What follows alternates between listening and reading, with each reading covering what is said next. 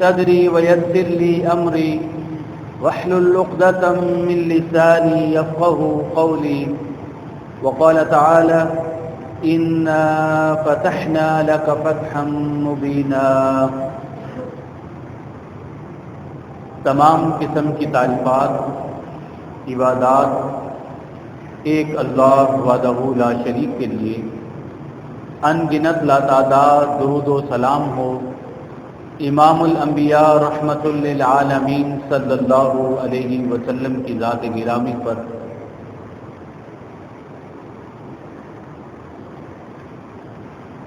عزیزان گرامی،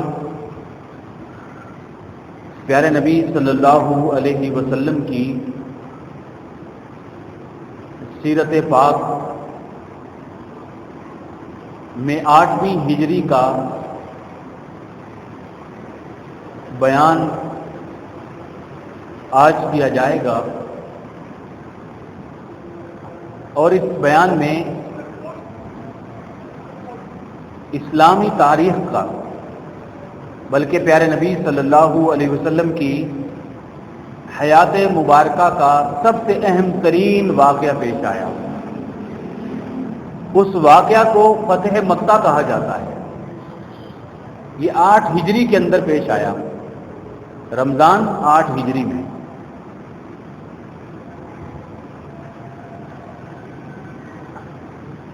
آپ سوچ رہے ہوں گے کہ ابھی 2 سال پہلے 6 ہجری کو مکہ کے لوگوں اور نبی کریم صلی اللہ علیہ وسلم کے درمیان ایک تاریخی معاہدہ طے پایا تھا، جس میں لکھا یہ گیا تھا کہ 10 سال ہم دونوں کے درمیان جنگ نہیں ہوگی. یعنی نبی کریم صلی اللہ علیہ وسلم اور مکہ کے قریش قبیلے میں 10 سال تک امن ہے. پھر اچانک 2 سال کے بعد مکہ کیسے فتح ہو گیا؟ اللہ رب العزت نے چاہا کہ اپنے گھر کو مشرکوں کے شرک اور ناپاک بتوں سے پاک فرمائے. اس کے لیے اللہ رب العزت نے ایسے حالات اور واقعات مہیا فرما دیے کہ قریش والوں نے خود ہی وہ جو نبی کریم صلی اللہ علیہ وسلم سے معاہدہ کیا ہوا تھا اسے توڑ دیا. ہوا یوں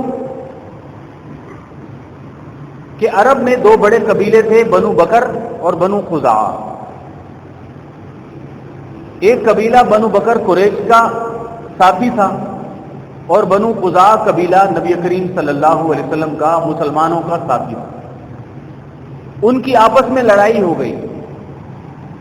مسلمانوں کا قریش والوں سے یہ معاہدہ تھا کہ ہم ایک دوسرے کے خلاف کسی جنگ میں شریک نہیں ہوں گے، لیکن غلطی سے قریش والوں نے اپنے دوست قبیلے بنو بکر کا ساتھ دے دیا اور ان کے ساتھ مل کر بنو خزاعہ کے 20 بندے مار دیے. اس لڑائی کے بعد اگلے ہی دن قریش کے لوگوں کو اپنی غلطی کا احساس ہو گیا کہ ہم نے معاہدہ توڑ دیا ہے، اور ایسا نہ ہو کہ نبی کریم صلی اللہ علیہ وسلم اس موقع سے فائدہ اٹھا کے مکہ کے اوپر حملہ کر دیں. اس معاہدے کو بچانے کے لیے مکہ والوں کا سردار ابو سفیان فوراً مدینہ روانہ ہو گیا کہ دوبارہ بات چیت کر کے اس معاہدے کو بچا لوں. اب آپ سمجھ گئے ہوں گے کہ یہ حالات پیدا ہو گئے.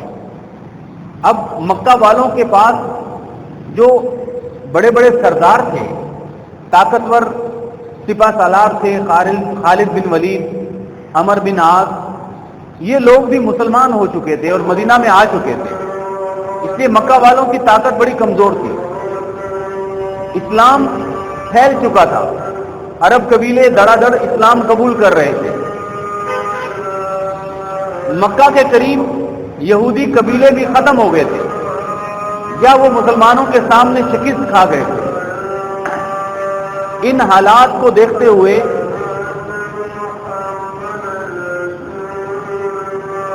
ابو سفیان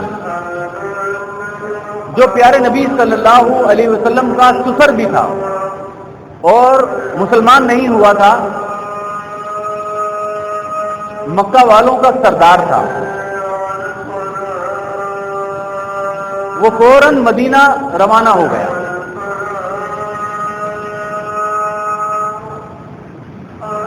مدینہ آنے کے بعد وہ سب سے پہلے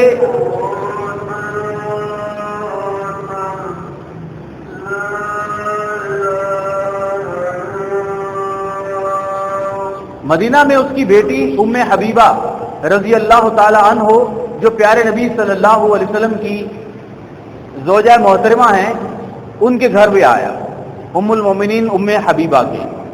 اس واقعے کو بھی حدیث میں بیان کیا جاتا ہے کہ جیسے وہ اپنی بیٹی کے گھر میں آیا تو جو گھر کے اندر ایک چارپائی تھی اس کے اوپر بستر تھا، وہ بیٹھنے لگا تو بیٹی نے کہا کہ ایک منٹ رک جائیے، اور بستر لپیٹ دیا اور کہا کہ اب بیٹھ جائیے۔ ابو سفیان کہنے لگا کہ بیٹی کیا بات ہے، تم مجھے اس کے قابل نہیں سمجھتے، تم مجھے اس بستر کے قابل نہیں سمجھ رہی، یا پھر اس بستر کو میرے قابل نہیں سمجھتی کہ میں مکہ کا سردار آیا ہوں تو آپ میرے لیے کوئی نیا بستر بچھانا چاہتی ہو؟ اس کی بیٹی نے کہا کہ بات یہ ہے کہ آپ اس بستر کے قابل نہیں ہیں، آپ مشرک ہیں، اور یہ بستر پیارے نبی صلی اللہ علیہ وسلم کا ہے، لہذا میں آپ کو اس بستر پر بیٹھنے کی اجازت نہیں دے سکتی، آپ مشرک ہیں اور مشرک ناپاک ہوتے ہیں۔ تو وہ اپنی بیٹی کا یہ رویہ دیکھ کر حیران ہو گیا۔ اس کے بعد نبی کریم صلی اللہ علیہ وسلم کی خدمت میں آیا اور درخواست کی کہ ہمارا جو معاہدہ ہے اسے ہم اکثر نو دوبارہ ایگریمنٹ کرنا چاہتے ہیں، تو پیارے نبی صلی اللہ علیہ وسلم خاموش ہو گئے، آپ نے کوئی جواب نہیں دیا۔ پھر وہ ابو بکر صدیق کے پاس آیا اور کہا کہ تمہاری ہمارے ساتھ پرانا تعلقات ہیں، تم میری سفارش کر دو کہ مکہ والوں سے معاہدہ دوبارہ کر لیا جائے۔ ابو بکر صدیق بھی خاموش ہو گئے۔ عمر فاروق رضی اللہ تعالیٰ عنہ کی خدمت میں آیا، عمر فاروق نے سختی سے جواب دیا کہ تم فوراً یہاں سے مکہ کے لیے چلے جاؤ، جب نبی کریم صلی اللہ علیہ وسلم خاموش ہیں تو ہم تمہیں کوئی سفارش نہیں کر سکتے۔ ابو سفیان واپس آ جاتا ہے، یہاں پیارے نبی صلی اللہ علیہ وسلم نے اعلان فرما دیا کہ ہم مکہ فتح کے لیے جائیں گے، اور نبی کریم صلی اللہ علیہ وسلم نے صحابہ کو اطلاع فراہم کر دی اور دعا فرمائی کہ اللہ ہم اچانک مکہ پہنچ جائیں اور مکہ والوں کو خبر نہ پہنچے۔ آپ نے دعا فرمائی کہ اللہم خذ العیون والاخبار عن القریش، اے اللہ مکہ والوں کو پتہ نہ چلے کہ ہو کیا رہا ہے۔ اس تیاریوں کے اندر ایک مہاجر صحابی تھے حاطب بن ابی بلتہ، یہ نام آپ غور سے سننا، ان کا ایک اہم ترین جہاں پر ایک واقعہ پیش کیا جاتا ہے کہ یہ مکہ کے تھے، مہاجر تھے، صحابی تھے، مدینہ میں نبی کریم صلی اللہ علیہ وسلم کے ساتھ رہتے تھے۔ انہوں نے ایک خط لکھا خفیہ، جس خط میں یہ لکھا تھا، قریش والوں کو اطلاع دی گئی تھی کہ تم تیاری کر لو، پیارے نبی صلی اللہ علیہ وسلم کچھ عرصے میں تمہارے اوپر حملہ کرنے والے ہیں۔ اللہ رب العزت نے نبی کریم صلی اللہ علیہ وسلم کو وحی کے ذریعے یہ خبر فراہم کر دی۔ بخاری شریف کی حدیث ہے کہ وہ ایک عورت اس خط کو لے کے جا رہی تھی، راستے میں اس کو گرفتار کیا گیا، اس کو واپس لایا گیا۔ اس خط میں یہ لکھا ہوا تھا کہ نبی کریم صلی اللہ علیہ وسلم اور مدینہ کے مسلمان تم پر حملہ کرنے والے ہیں، میں تمہیں یہ اطلاع دے رہا ہوں۔ پیارے نبی صلی اللہ علیہ وسلم نے حاطب کو بلایا اور فرمایا کہ حاطب یہ تم نے کیا کیا؟ حضرت حاطب رضی اللہ تعالی عنہ فرمانے لگے کہ اللہ کے رسول صلی اللہ علیہ وسلم آپ مجھے میرے بارے میں کوئی حکم نہ دینا، میں مسلمان ہوں، کافر نہیں ہوں، میں منافق بھی نہیں ہوں، میں مجبور تھا، میری مجبوری یہ ہے کہ میرے بال بچے اور گھر بار کاروبار سب کچھ مکہ میں ہے، میں چاہتا تھا کہ مکہ والوں پہ احسان کر دوں جس کی وجہ سے وہ میرے گھر والوں کا خیال کریں گے، بس۔ عمر فاروق رضی اللہ تعالیٰ عنہ نے کہا کہ اللہ کے رسول مجھے اجازت دیجئے، میں اس کی گردن اڑا دیتا ہوں، یہ منافق ہے۔ نبی کریم صلی اللہ علیہ وسلم نے فرمایا کہ نہیں، یہ منافق نہیں ہے، یہ سچ بول رہا ہے، اور تمہیں نہیں پتا یہ بدر کا صحابی ہے، اس نے بدر کے اندر جنگ میں شرکت کی تھی، اور بدر میں شرکت کرنے والوں کو اللہ رب العزت نے اعلان عام فرمایا ہے کہ اعملوا ما شئتم قد غفرت لکم، کہ جو مرضی چاہے تم عمل کرو، میں نے تمہیں معاف فرما دیا۔ تو بدر کے تمام صحابہ معاف شدہ ہیں اور جنتی ہیں، لہذا ان کا جو قصور ہے اور ان کی جو دلیل ہے اس کو ہم قبول کر لیتے ہیں۔ اس واقعے سے ہمارے لیے اس دور کے مسلمانوں کو ایک اہم ترین ہدایت ملتی ہے، رہنمائی ملتی ہے کہ کبھی کبھی حالات اور واقعات اس طرح کے پیش آتے ہیں کہ مسلمان ملکوں کو اور مسلمان ملکوں کے جو بڑے ہوتے ہیں حکمران، انہیں غیر مسلم ممالک سے تعلقات قائم کرنے پڑتے ہیں۔ ان کے حکمران آتے ہیں، ان کا استقبال کرنا پڑتا ہے، ان سے دوستی لگانی پڑتی ہے، معاہدے کرنے پڑتے ہیں۔ یہ سب اگر وہ مجبوری کے تحت کر رہے ہیں تو وہ معاف ہے، اگر وہ مسلمانوں کی دشمنی میں کر رہے ہیں معاہدے تو پھر وہ اللہ رب العزت جانتا ہے، وہ جانتے ہیں۔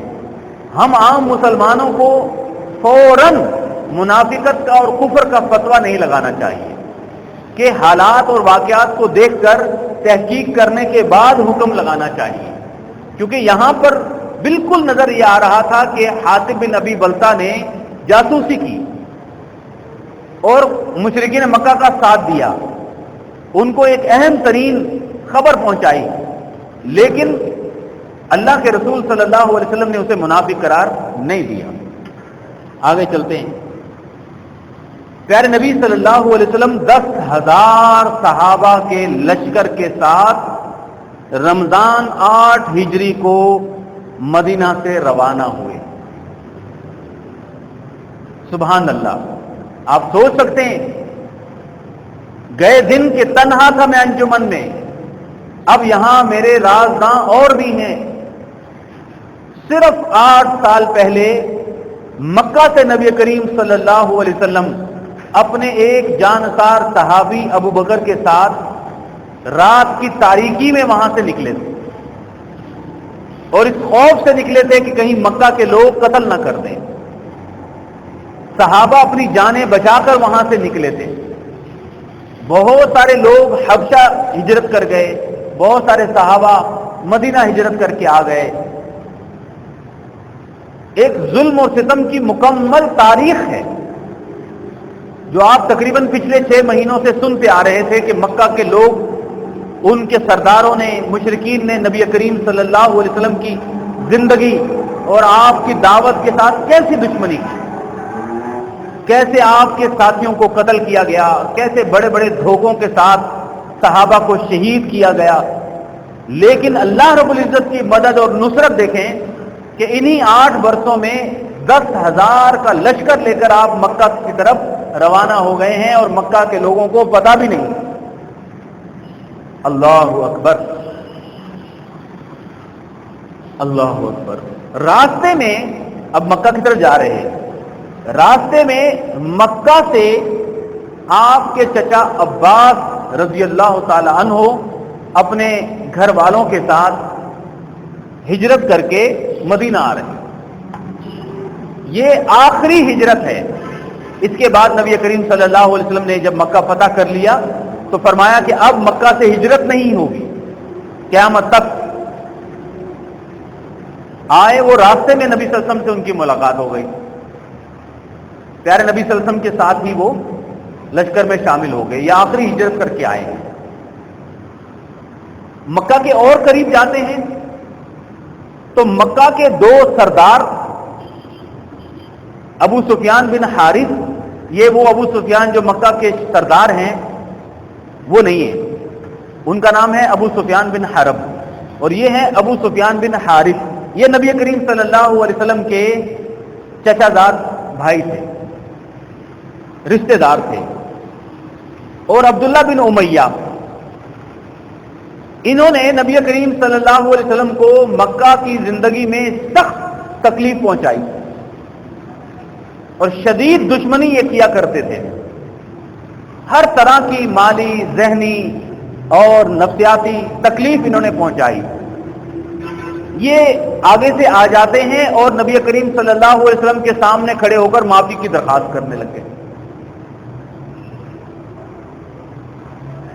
پیارے نبی صلی اللہ علیہ وسلم نے ان سے منہ پھیر لیا۔ اس سے ہمیں سمجھ میں آتا ہے کہ واقعی ان کی جو گناہ تھے وہ اتنے زیادہ سخت تھے کہ نبی کریم صلی اللہ علیہ وسلم جیسا نرم دل اور کریم شخص بھی ان کو معاف کرنے پر تیار نہیں تھا۔ یہ میں یہ بیان اس لیے کر رہا ہوں کہ یہ ہماری زندگی یہ جو ہے نا، موجودہ زندگی، اس میں یہ بہت بات آتی ہے، بار بار آتی ہے۔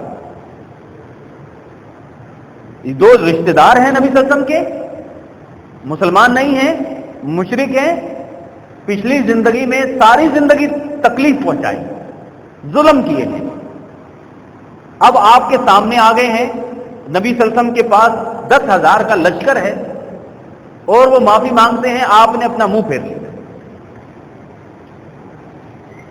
اسی دوران پیارے نبی صلی اللہ علیہ وسلم کی زوجہ محترمہ ام سلمہ رضی اللہ تعالیٰ، انہوں نے نبی کریم صلی اللہ علیہ وسلم سے درخواست کی کہ دیکھیں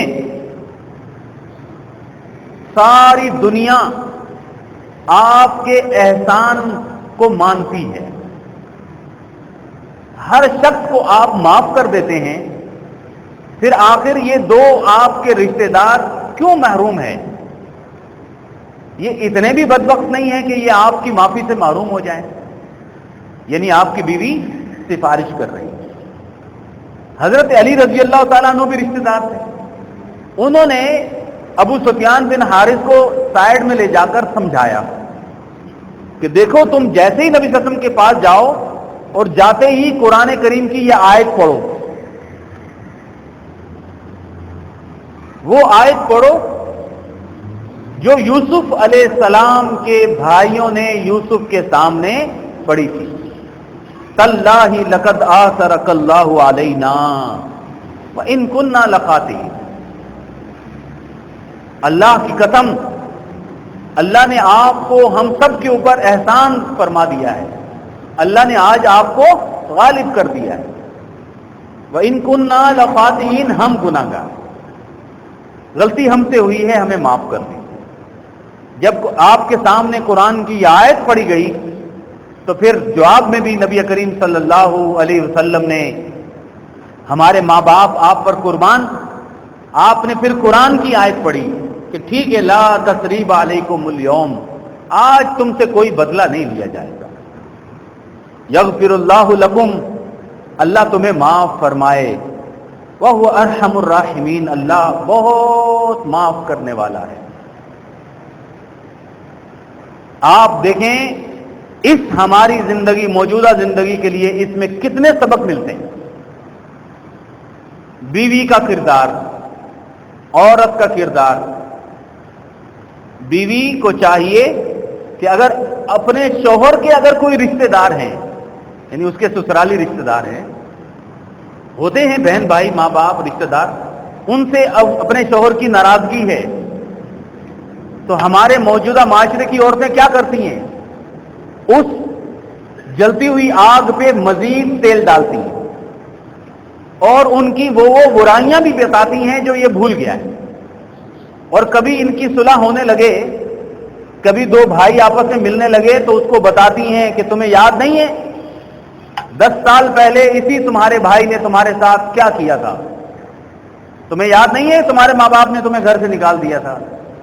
لیکن یہ وہ بیوی ہیں جو عظیم کردار کی مالک ہیں اور اللہ نے ان کو دنیا میں جنتوں کی بشارت دی ہے، یہ جنتی معاشرہ ہے۔ یہ بیویاں اس ناراضگی کو ختم کروا رہی ہیں کہ اللہ کے رسول ساری دنیا کو آپ معاف کر دیتے ہیں، ان کو بھی معاف کر دیں، یہ نہیں کہ ان کے جو گناہ تھے وہ یاد کروا رہے ہیں۔ یہ عظیم کردار ہے۔ دلوں کی تنگی کو ختم کیجیے، معاف کرنے کا جذبہ پیدا کیجیے۔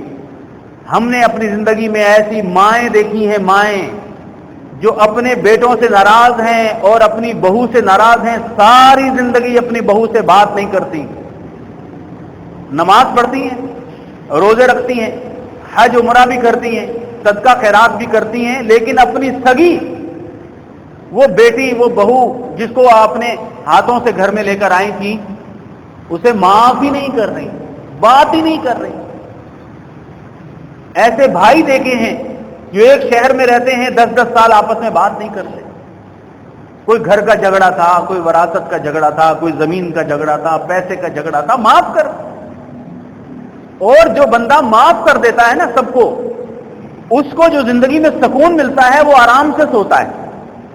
اور جو دل پہ بوجھ لے کے سوتا ہے معاف نہیں کرنا، تو اسے جب بھی رات کو جاگ آتی ہے تو اسے یاد آتا ہے کہ میں نے فلاں فلاں کو معاف نہیں کرنا۔ اللہ رب العزت فرماتے ہیں وَمَن يُوقَ شُحَّ نَفْسِهِ فَأُولَٰئِكَ هُمُ الْمُفْلِحُونَ۔ جو دلوں کی تنگی سے بچ گیا، یہی وہ لوگ ہیں جو کامیاب ہیں۔ اللہ رب العزت مجھے آپ کو کامیابی عطا فرمائے۔ اس کے بعد آپ نے انہیں معاف کر دی۔ مکہ کے قریب ایک جگہ ہے قدید، وہاں پر آپ نے پڑاؤ ڈالا تو رمضان کا مہینہ تھا، گرمی تھی، اور لوگ نے سفر میں روزہ رکھا ہوا، پیارے نبی صلی اللہ علیہ وسلم نے بھی روزہ رکھا ہوا تھا۔ لیکن جب سخت گرمی کا معاملہ پیش آیا تو نبی صلی اللہ علیہ وسلم نے تمام لوگوں کے سامنے پانی منگوایا اور پانی پیا، اور لوگوں کو حکم دیا کہ روزہ توڑو، اس لیے کہ سفر کے اندر اگر تکلیف اور مشقت ہے تو روزہ نہ رکھیں، اجازت دے دی۔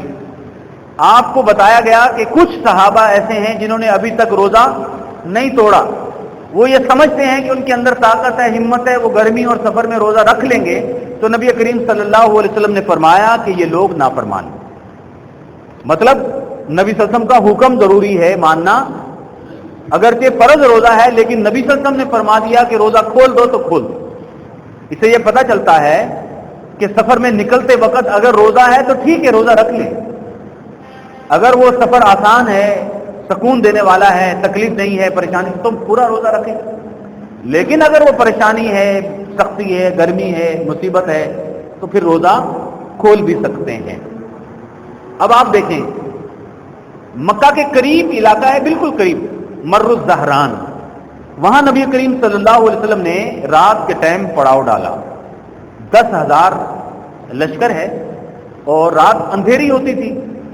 جب پڑاؤ ڈالا تو نبی کریم صلی اللہ علیہ وسلم نے فرمایا کہ جو کھانا وانا پکانے کے لیے آگ جلاؤ گے نا، تو آگ ایک جگہ پہ نہیں جلانا، سب لوگ الگ الگ آگ جلائیں۔ 10,000 لوگ ہیں تو 1,000 جگہوں پر آگ کے الاؤ روشن کریں اور اپنا جو بھی کام کرنا ہے کریں۔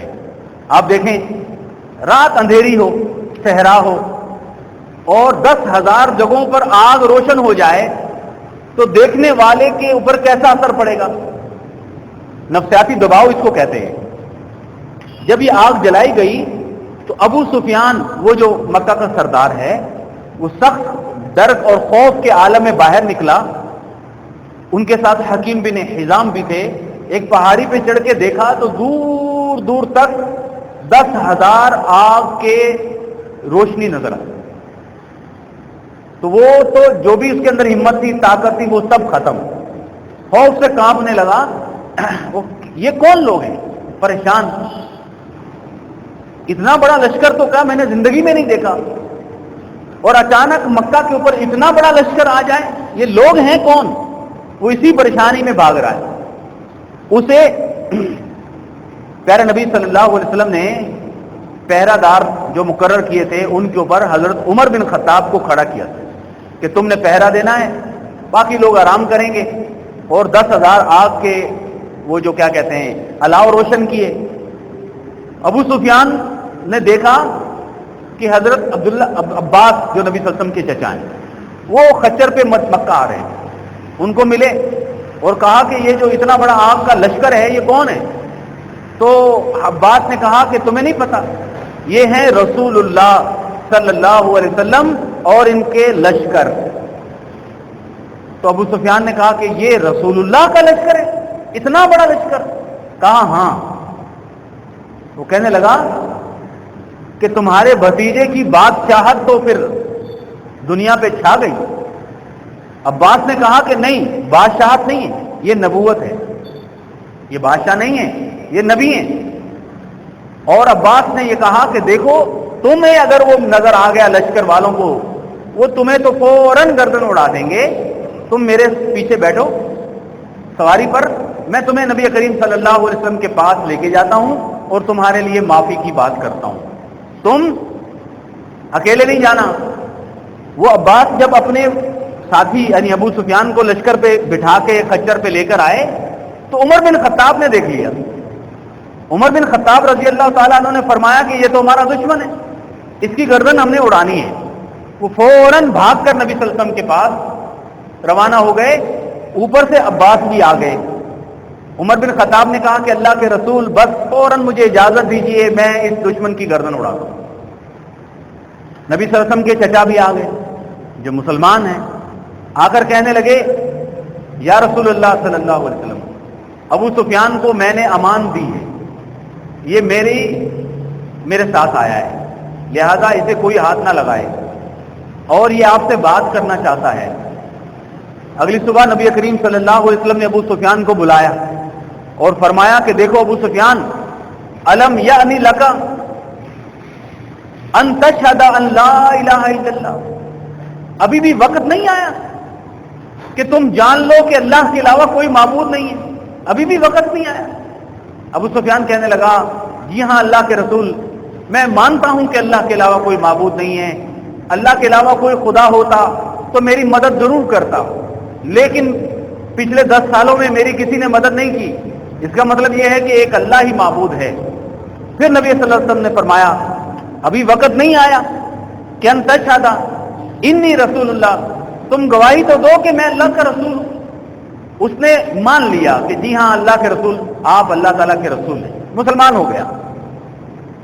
یہاں پر میں, اب وقت بہت کم ہے, 2 منٹ کے لیے ہمارے اس موجودہ دور کے اندر ایک گمراہ فرقہ ہے جو ابو سفیان کو, اس کے بیٹے معاویہ رضی اللہ تعالیٰ عنہ کو بہت گالیاں دیتے ہیں, اور لوگوں میں یہ مشہور ہے کہ جی ابو سفیان مسلمان نہیں ہوا تھا, جھوٹا تھا, اور بس اوپر سے مسلمان ہو گیا, ڈر کے اندر سے مسلمان نہیں ہوا تھا. ایک بات. پھر یہ اور ان کا خاندان سارے کا سارا مسلمان نہیں تھا, یہ دشمن تھے نبی صلی اللہ علیہ وسلم کے, انہوں نے مسلمانوں سے دشمنی کی. دیکھیں ہم جب جمعہ شروع کرتے ہیں تو ہم قرآن کی آیت پڑھتے ہیں قولوا قولا سدیدا, کہ بھائی سچی بات کرو, پکی بات کرو. تو سچی اور پکی بات یہ ہے کہ کسی کے بارے میں, صحابی کے بارے میں یہ کہنا کہ جی وہ دل سے مسلمان نہیں ہوا تھا, اس کی ہمارے پاس کوئی دلیل نہیں. ہم کسی صحابی کو کیوں کہیں کہ وہ مسلمان نہیں ہوا تھا, نعوذ باللہ وہ کافر, یہ ہم نہیں کہہ سکتے. اللہ رب العزت نے قرآن کریم کے اندر ایک کرائیٹیریا بیان کر دیا ہے کہ صحابہ اکرام سارے ایک جیسے نہیں. اللہ رب العزت نے فرمایا ہے کہ جو لوگ فتح مکہ سے پہلے مسلمان ہوئے, ٹھیک ہے, جو لوگ مہاجر مسلمان ہیں ان کی فضیلت الگ ہے. جو لوگ مکہ فتح ہونے کے بعد مسلمان ہوئے ان کی فضیلت مہاجر صحابہ کے مقابلے میں فرمائیں بہت کم ہے. آخر میں اللہ رب العزت نے فرمایا کہ کلن وعد اللہ الحسنی, لیکن دونوں کو اللہ رب العزت نے وعدہ فرمایا ہے کہ اللہ رب العزت معاف کر دے گا. جو مہاجر صحابہ تھے, جو مکہ میں پہلے اسلام قبول کیا, جو مدینہ کے انصار صحابہ تھے, جو بدر میں شریک ہوئے, وہ افضل ہیں. جو فتح مکہ کے بعد اسلام قبول کرتے ہیں وہ ان کے مقابلے میں دوسرے نمبر پر ہیں. لیکن اللہ رب العزت نے فرمایا کہ میں نے دونوں کو معاف کر دیا. تو جب اللہ نے معاف کر دیا تو ہمیں کسی کے بارے میں دشمنی کرنے کی کیا ضرورت ہے.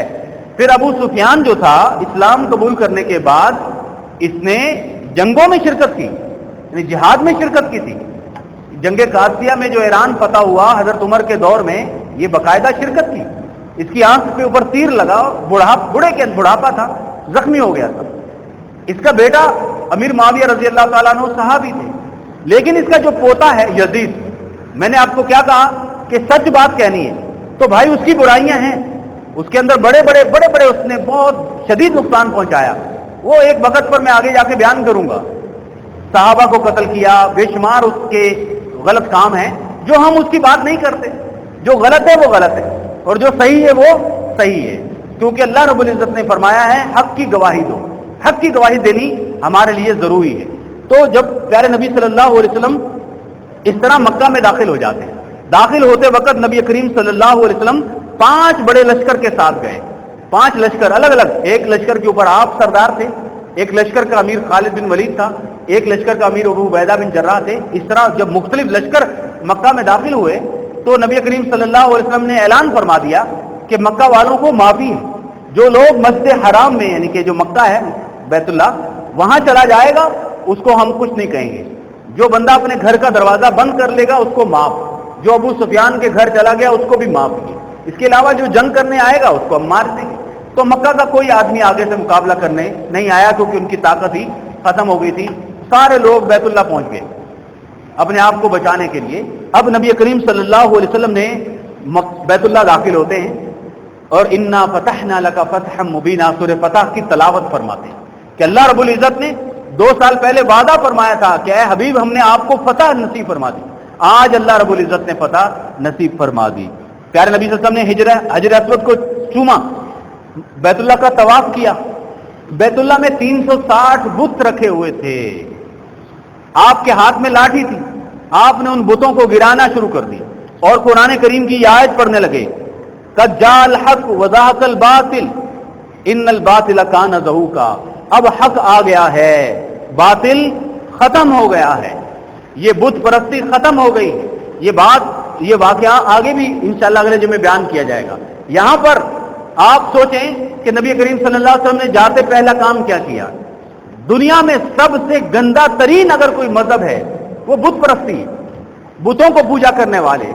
اور آپ سمجھیں کہ پیارے نبی صلی اللہ علیہ وسلم نے 1400 سال پہلے مکہ سے بتوں کو نکالا, ان کے ٹکڑے ٹکڑے کر دیے. آپ نے اعلان فرما دیا کہ گھروں سے بتوں کو نکال دیا جائے. لوگوں نے گھروں سے بتوں کو نکال کے باہر گلیوں میں پھینک دیا, کیونکہ دنیا میں سب سے زیادہ شرک اگر کہیں ہے تو یہ بت پرستی. آپ کو پتہ ہے, آپ تو بہت قریب ہیں, پوری دنیا میں سب سے زیادہ گندا ترین کوئی مذہب ہے وہ کون ہے؟ ہندو ہے, ہندوازم ہے. سب سے زیادہ دنیا میں کہیں شرک ہوتا ہے تو وہ ہندوستان کے اندر ہوتا ہے. ان بتوں کے پجاری, ان گائے کا پیشاب پینے والے لوگ, آگ کی پوجا کرنے والے لوگ, سانپ کی پوجا کرنے والے لوگ, پتھروں کی پوجا کرنے والے لوگ, جن کا کوئی دین و مذہب نہیں, اللہ رب العزت کی عبادت کرنے والے, لا الہ الا اللہ محمد الرسول اللہ پڑھنے والوں کے اوپر کبھی فتح حاصل کریں گے؟ نہیں ہو سکتا, کبھی نہیں ہو سکتا. انشاءاللہ پورے پاکستان کے مسلمان, افغانستان کے مسلمان, ہندوستان کے مسلمان, بنگلہ دیش کے مسلمان اور بلکہ پورے عالم اسلام کے جو مسلمان عوام ہے, آپ میری بات سنیں, جو عوام ہے مسلمان, ان سب کے دلوں میں ایک ہی آگ جلکتی ہے, ان سب کے دلوں میں. اب ہمارے حکمران اگر اپنے اپنے مفادات میں ہیں الگ بات ہے, لیکن مسلمانوں کے دل میں ایک ہے بات. وہ بات یہ ہے کہ وہ کبھی بھی مر جائیں گے, شہید ہو جائیں گے, جان دے دیں گے, لیکن وہ مشرک کے سامنے شکست کو برداشت نہیں کر سکتے. آج میرے بھائیوں, میری بہنوں اور نوجوانوں اور بوڑھوں, آج نبی کریم صلی اللہ علیہ وسلم کی اس حدیث پر عمل کرنے کا موقع ہے کہ آپ نے فرمایا من ماتا, جو مر گیا, ولم یغزو, اور اس نے جہاد نہیں کیا, ولم یحدث به نفسا, اور دل میں کبھی جہاد کا خیال نہیں لے کر آیا, مات علی شعبۃ من النفاق, وہ منافقت کی موت مرتا ہے. اور اللہ رب العزت ہمیں معاف فرمائے, ہم منافق نہیں ہیں. جہاد کا عزم کیجئے اور تیاری کیجئے اور دعائیں مانگا کیجئے کہ ہم پاکستان کی فوج کے ساتھ, ہمارا بچہ کھڑا ہوگا انشاءاللہ تعالی. ایسا نہیں ہوگا کہ ہماری فوج خالی لڑے گی, بلکہ ہم بھی لڑنے کو تیار ہیں. ہمارے دلوں میں کم از کم عزم تو ہو کہ ہم مر جائیں تو ہم منافق تو نہ کہلائیں. پیارے نبی صلی اللہ علیہ وسلم نے بے شمار موقع پر یہ جو ہندوستان کے جہاد کے بارے میں آپ نے خوشخبری دی تھی کہ جو لوگ ہندوستان کے ہندوؤں کے ساتھ جہاد کریں گے اللہ رب العزت ان سے خوش ہوگا, انہیں معاف فرمائے گا. تو یہ وہ محمد بن قاسم جب آئے تھے ہندوؤں کو مارنے کے لیے, بت پرستی ختم کرنے کے لیے, ان کے لیے بھی یہ حدیث ہے اور قیامت تک آنے والے تمام مسلمانوں کے لیے یہ حدیثیں ہیں. ایسے بہت سارے واقعات ہیں. حالات تنگ ہیں, معیشت کمزور ہے, مجھے معلوم ہے, مسلمان ٹکڑوں میں ہیں معلوم ہے, لیکن جب انہیں کبھی مار پڑتی ہے تو یہ متحد بھی ہو جایا کرتے ہیں. اور اللہ رب العزت نے قرآن کریم میں ہمیں, آپ کو ہمیں سمجھایا, جگایا ہے, بتایا کہ وما لکم لا تقاتلون فی سبیل اللہ, لوگوں تم اللہ کے راستے میں جہاد کیوں نہیں کرتے؟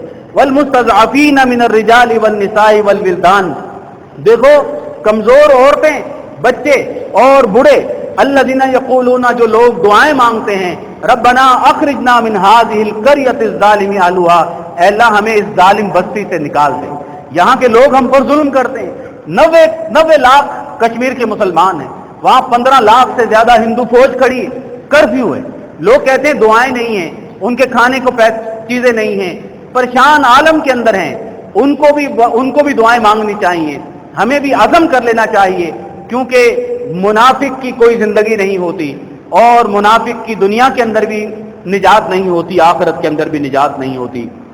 انشاءاللہ تعالی ایک وقت آئے گا، ہماری زندگی میں آئے گا، نہیں تو ہماری بچے ضرور دیکھیں گے کہ اس ہندوستان کے ٹکڑے ہوں گے اور اس کے ہر گلی میں ایک اور پاکستان بنے گا۔ یہ ایسا نہیں ہو سکتا کہ بت پرست جن کو 1400 سال پہلے ہم نے اپنے گھروں میں اور بیت اللہ سے نکال دیا ہو، وہ بت پرست کہیں مسلمانوں کے اوپر غالب اور مسلمانوں کے اوپر حکمران بن جائیں۔ کوئی نہ کوئی تکلیفیں، وقت اور مشکلیں آتی ہیں، لیکن انجام کار انشاءاللہ تعالی مسلمانوں کے ساتھ ہوگا۔ اللہ رب العزت ہمیں، آپ کو، ہم سب کو سمجھنے کی توفیق عطا فرمائے۔ اللہ رب العزت ہمارے اندر جذبہ جہاد کو پیدا کرنے کی توفیق عطا فرمائے۔ دیکھیں عزیزان گرامی، آج میں آ رہا تھا تو لوگ سڑکوں پہ تھے، اور وہ لوگ جو بینکوں سے نکل کے، اسکولوں سے نکل کے، بچے ہر جگہ کے، تو میرے دل میں خیال آیا کہ یہ لوگ وہ ہیں جو کبھی اے سی سے باہر نہیں نکلتے، سڑکوں پہ ہیں اور ہاتھوں میں کتبے اٹھائے ہوئے ہیں کہ کشمیر بنے گا پاکستان۔ تو یہ ہمارا اچھا قدم ہے، یہ پاکستان کی حکومت کا اچھا قدم تھا کہ گھر سے باہر تو نکلو، دفتروں سے باہر نکلو، سڑکوں پہ کھڑے ہو۔ اس سے ان لوگوں کو بھی یاد آئے گا کہ ہاں یار، کشمیر بھی ہمارا کوئی حصہ ہے۔ پہلے تو کم از کم صرف مسجد میں ہی بات ہوتی تھی، اب گھر گھر میں بات ہوتی ہے، لوگوں کے اندر بات ہوتی ہے۔ یہ جذبہ پروان چڑھانا چاہیے، اور اس جذبے کے اندر اگر جذبہ اسلام نہیں ہے، یاد رکھیں، تو پھر کبھی بھی کشمیر کو آزادی حاصل نہیں ہوتی۔ یہ جذبہ اسلام اور جذبہ جہاد ہی ہوتا ہے جو ہمیں آزادی کے لیے ابھارتا ہے۔ کم من فئۃ قلیلۃ غلبت علی فئۃ کثیرہ، دیکھیں قرآن میں اللہ رب العزت نے فرمایا کہ چھوٹے چھوٹے لوگ بڑے بڑے لشکر پر غالب آتے ہیں، اور مسلمانوں نے 1400 سالوں میں ہمیشہ سے یہی کیا ہے، کبھی بھی پیسے کے زور پہ، تعداد کے زور پہ جنگیں نہیں جیتی، بلکہ ہمیشہ جذبہ جہاد اور اللہ کے نام لے کر اور شہادت کے شوق سے فتح حاصل کی ہے۔ جب یہ 22 کروڑ مسلمانوں کو یہ شوق پیدا ہو گیا، اللہ سے محبت کا جذبہ پیدا ہو گیا، اپنے مسلمان بھائیوں کی مدد کا جذبہ پیدا ہو گیا، تو انشاءاللہ پھر یہ کشمیر آزاد ہو جائے گا۔ اللہ تعالیٰ مجھے، آپ کو، ہم سب کو معاف فرمائے، اللہ رب العزت اپنے حفظ و امان کے اندر رکھے۔ اے اللہ ہمیں منافقت سے محفوظ فرما، اے اللہ ہمیں، ہمارے بچوں کو، ہماری عورتوں کو جذبہ جہاد سے معمور فرما۔ سبحان ربک رب العزت عما یصفون وسلام علی المرسلین۔